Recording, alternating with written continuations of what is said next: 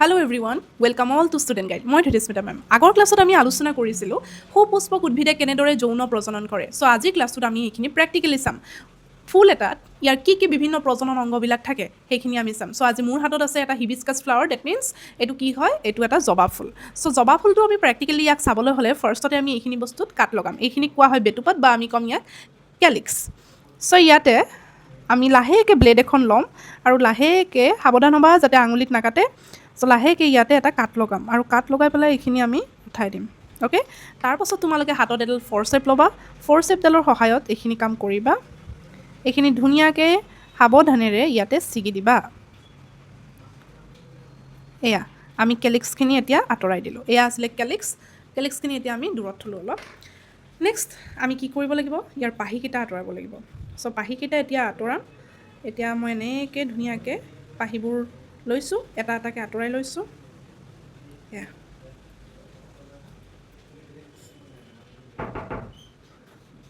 এয়া আমি পাহিবোৰ আঁতৰাই লৈ আছোঁ, আঁতৰ কৰি আছোঁ। তাৰ পাছত এতিয়া মোৰ হাতত আছে মেইন বস্তুখিনি। অ'কে, এইখিনি কৰোঁতে কিন্তু সাৱধান, কাৰণ এইডাল যাতে ছিগি নাহে। এতিয়া চোৱা, এইডাল ভালকৈ তোমালোকে দেখিছা। ছ' ইয়াতে আমি এতিয়া এই বাহিৰৰ বস্তুখিনি আঁতৰাব লাগিব। নেক্সট চোৱা, আমি এতিয়া উলিয়াব গৈ আছোঁ ষ্ট্ৰিক এখৰডাল পোৱাৰ আগতে আমি এইখিনি বস্তু কাট লগাব লাগিব। ইয়াত ধুনীয়াকৈ এটা নিডল ল'বা, ফাইন নিডল এটা ল'বা। ফাইন নিডলটো লৈ পেলাই এইখিনি ধুনীয়াকৈ আঁতৰাই দিবা। আমি আঁতৰ কৰিছোঁ। এয়া এইখিনি উঠি গ'ল, এৰাই দিলোঁ, ইয়াক গুচাই দিয়া। নেক্সট তুমি কি কৰিবা, নেক্সট এতিয়া যদি চোৱা ইয়াৰ ভিতৰত এডাল একেবাৰে সূতাৰ নিচিনা থ্ৰেডৰ নিচিনা বস্তু দেখিছা। ছ' এইডাল উঠাই আনিব লাগিব। নিডিলটোৱে ইউজ কৰিবা তোমালোকে। নিডিলটো লৈ পেলাই এইডাল একদম লাহে লাহে সাৱধান হৈ পেলাই এইডাল আমি উঠালোঁ। এয়া আমি উঠালোঁ। অ'কে, ছ' এইডাল ধৰিবা লাহেকৈ। এইখিনিত অলপ আমি সাৱধান হ'ব লাগিব, কাৰণ বহুতে বেছি থুনুকা এই পাৰ্টটো। অ'কে, এইখিনি এৰ খাই গ'ল। এতিয়া তোমালোকে মোৰ হাতত দেখিছা এইডাল। ছ' ইয়াৰ ওপৰৰ পাৰ্টখিনি যদি চোৱা তোমালোকে, এইডাল হৈছে ষ্ট্ৰিক এখৰ। ইয়াৰ পৰা এই পাৰ্টটোৰ পৰা ইয়ালৈকে, এই পাৰ্টটোৰ পৰা ইয়ালৈকে এইটো হৈছে তোমাৰ ষ্ট্ৰিক এখৰ। এতিয়া ষ্ট্ৰিক এখৰডালৰ ইয়াত যদি চোৱা, মই ইয়াত থৈছোঁ। ছ' এইখিনি পাৰ্টক কোৱা হয় গৰ্ভমুণ্ড। নেক্সট এই যে দীঘলকৈ এইডাল দেখিছা, এইখিনিক কোৱা হয় তোমাৰ গৰ্ভদণ্ড। আৰু তলৰ এইখিনি পাৰ্ট দেখিছা, অকণমান ওফন্দি অহা পাৰ্টখিনি তোমালোকে দেখিছা। ইয়াত অকণমান আহ লাগি আছে, এইখিনি মই গুচাই দিছোঁ। ছ' এতিয়া এই যে তলত ওফন্দি অহা পাৰ্টটো দেখিছা, এইখিনি কোৱা হয় গৰ্ভাশয়। এইখিনি হয় তোমালোকৰ গৰ্ভাশয়। এইখিনিত অকণমান পাহিৰ অকণমান অৱশিষ্ট থাকি গ'ল, সেইখিনি মই আঁতৰাই দিছোঁ। এয়া এতিয়া তোমালোকে ক্লিয়াৰলি দেখিছা, এইখিনি হৈছে গৰ্ভাশয়। এয়া গৰ্ভাশয়খিনি ভালদৰে চাই লোৱা। এয়া এতিয়া এইখিনি গোটেইখিনি কোৱা হ'ব ষ্ট্ৰিক এখৰ। গৰ্ভমুণ্ড, গৰ্ভদণ্ড আৰু গৰ্ভাশয়, এইখিনি কোৱা হ'ব ষ্ট্ৰিক এখৰ। এইডাল ঠাৰি হয় তলত, এইডাল ঠাৰি। অ'কে, ছ' এতিয়া যদি চোৱা, নেক্সট তোমালোকে পুংকেশৰো দেখিছা।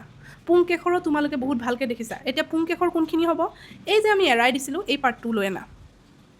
অ'কে, ছ' এই পাৰ্টটো আমি লৈ আনিছোঁ। এতিয়া তোমালোকে ভালকৈ চোৱা, ইয়াতে কি দেখিছা, এই হালধীয়া হালধীয়া অংশ কিছুমান দেখিছা। ইয়াতে যদি চোৱা তোমালোকে, এয়া হালধীয়া হালধীয়া অংশখিনি দেখিছা, আৰু লগতে এডাল সামান্য দীঘলকৈ এইকেইডালত দেখিছানে হালধীয়া অংশকেইটা লাগি আছে। মই এডাল ছিঙি আনি দেখাইছোঁ তোমালোকক। অ'কে, এই পাৰ্টটো চোৱা, এইটো চোৱা তোমালোকে, এয়া হৈছে পুংকেশৰ, এয়া হৈছে পুংকেশৰ। ছ' পুংকেশৰৰ তোমালোকৰ দুটা পাৰ্ট আছিলে, এটা হৈছে পুংদণ্ড আৰু এটা আছিলে পৰাগধানী। ছ' এতিয়া চোৱা, এই যিটো হালধীয়া পাৰ্ট, হালধীয়া পাৰ্টটোক কোৱা হয় পৰাগধানী। হালধীয়া পাৰ্টটোক কোৱা হয় পৰাগধানী, আৰু এই যিটো দীঘলকৈ ৰঙাও ঠাৰিডাল দেখিছা, সেইডাল হৈছে তোমালোকৰ পুংদণ্ড। আৰু এই গোটেই পৰাগধানী আৰু পুংদণ্ড মিলি পেলাই তাক কোৱা হয় পুংকেশৰ। অ'কে, এইখিনি হৈছে পুংকেশৰ। কোনটো পাৰ্ট আছিল, এয়া চোৱা, এইবিলাক এগালমান পুংকেশৰ দেখিছা নহয়। আৰু আমি কি পাইছিলোঁ, এই পৰাগধানীত কি থাকে বুলি পাইছিলোঁ, পৰাগধানীতে থাকে তোমাৰ পৰাগৰেণু। এই পৰাগৰেণু কি হয়, যেতিয়া বতাহৰ বতাহ হওক, পানী হওক বা চৰাই চিৰিকটি এইবিলাকে কি কৰে, কেতিয়াবা ফুলত আহি বহে, হয় নাই। ফুলত আহি বহিলে, ধৰি লোৱা ইয়াতে বহিলে, তেতিয়া পৰাগধানীৰ পৰা পৰাগৰেণুবোৰ তাহাঁতৰ থ্ৰুই দি পেলাই কি হয়, ক'ত পৰে, এই গৰ্ভমুণ্ডত পৰে। এই গৰ্ভমুণ্ডত আহি পৰে, আৰু তেতিয়া সেই পৰাগৰেণু পৰাগৰেণুবোৰ গৰ্ভমুণ্ড হৈ পেলাই গৰ্ভদণ্ড হৈ পেলাই ক'লৈ যায় গৰ্ভাশয়লৈ যায় আৰু গৰ্ভাশয়ত কি থাকে গৰ্ভাশয়ত থাকে ডিম্বক আমি পাইছিলোঁ গৰ্ভাশয়ত থাকে ডিম্বক চ' তোমালোকক মই ডিম্বকটোও ভালকৈ দেখাই দিওঁ এতিয়া আমি যদি ইয়াতে চাওঁ এক মিনিট চ' এইটোত চোৱা ইয়াতে তোমালোকে চোৱা এইটো এটা বেলেগ গৰ্ভাশয় মই উলিয়াই থৈ দিছোঁ চ' ইয়াতে এইটো যদি আমি কাটোঁ ইয়াতে আমি কি দেখিম চাবা মাজেদি আমি কাটি দিছোঁ অ'কে মাজেদি আমি কাটি দিছোঁ ইয়া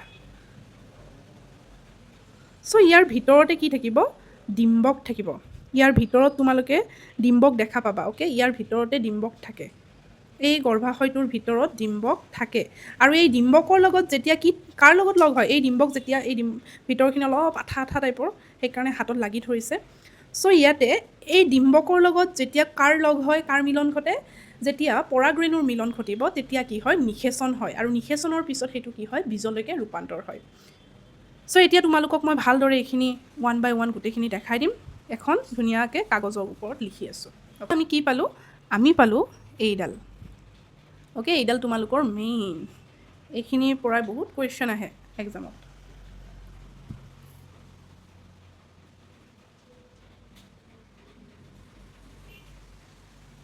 এই গোটেই পাৰ্টটো হৈছে স্ত্ৰীকেশৰ তো স্ত্ৰীকেশৰক আমাৰ তিনিটা ভাগত ভাগ কৰিছিলে ওপৰৰ ভাগটোক কি কোৱা আছিলে ওপৰৰ ভাগটোক কোৱা আছিলে গৰ্ভমুণ্ড তাৰপাছত মাজত এই দীঘলকৈ এই ভাগটোক কি কোৱা আছিলে এইখিনি আছিলে তোমাৰ গৰ্ভদণ্ড তাৰপাছত তলৰ যে ওফন্দি অহা এই ভাগটোক দেখিছা এইখিনিক কোৱা আছিলে তোমাৰ গৰ্ভাশয় আৰু গৰ্ভমুণ্ড গৰ্ভদণ্ড আৰু গৰ্ভাশয় এই তিনিওটা মিলি পেলাই ইয়াক কোৱা হয় স্ত্ৰীকেশৰ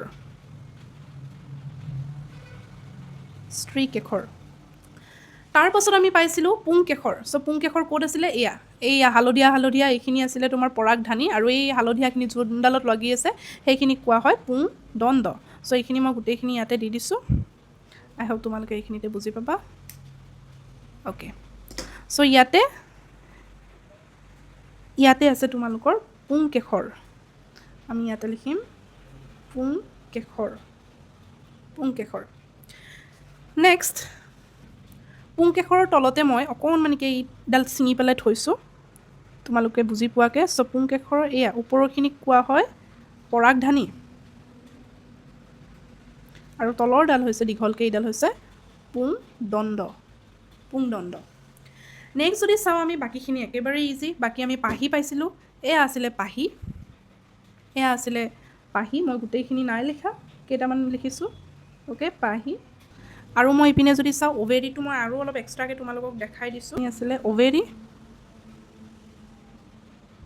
চ' এইটো আছিলে অভেৰী বা গৰ্ভাশয় আৰু যোন ইংলিছ মিডিয়ামৰ চাই আছা তোমালোককো লিখি দিছোঁ গৰ্ভমুণ্ডক কোৱা হয় ষ্টিগমা গৰ্ভদণ্ডক কোৱা হয় ষ্টাইল গৰ্ভাশয়ক কোৱা হয় অভেৰীৰ ভিতৰতে থাকিব ডিম্বক যাক কোৱা হয় এক্স যেতিয়া এই ডিম্বকৰ লগত পৰাগধানীত থকা পৰাগৰেণুৰ মিলন ঘটে তেতিয়াই কোৱা হয় নিষেচন আৰু নিষেচনৰ পিছতে আমাৰ কি হয় বীজ গঠন হয় চ' এয়াই আছিলে এপাহ ফুলৰ গোটেইখিনি প্ৰজনন অংগসমূহ আই হোপ সকলোৱে বুজি পাইছা আৰু ভিডিঅ'টো চোৱাৰ বাবে সকলোকে ধন্যবাদ